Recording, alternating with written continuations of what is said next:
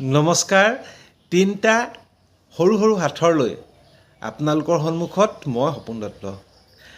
আপোনালোকৰ সন্মুখত আজিৰ প্ৰথম হাথৰটো হৈছে লাতে লগালো লি। লাতে লগালো লি, চব লগালো চাচি কাঠি, নচচাকে লগালো কি। এইটো হ'ল প্ৰথম হাথৰ, গতিকে আপোনালোকৰ পৰা উত্তৰ পাম বুলি আশা ৰাখিলোঁ। এতিয়া আপোনালোকৰ সন্মুখত দ্বিতীয় হাথৰ। চূণ চাদা তামোল পাণ, কোন পতি পত্নীৰ 22খন কাণ।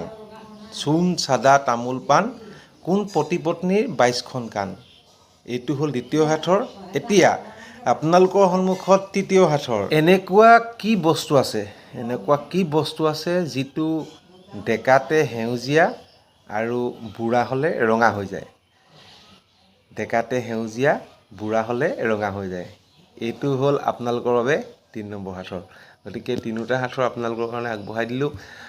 কালিৰ হাথৰৰ উত্তৰ ইতিমধ্যে কমেণ্ট বক্সত দিয়া হৈ গ'ল, গতিকে সকলোৱে চাব আৰু আজিৰ উত্তৰকেইটা আপোনালোকে দিবলৈ নাপাহৰিব।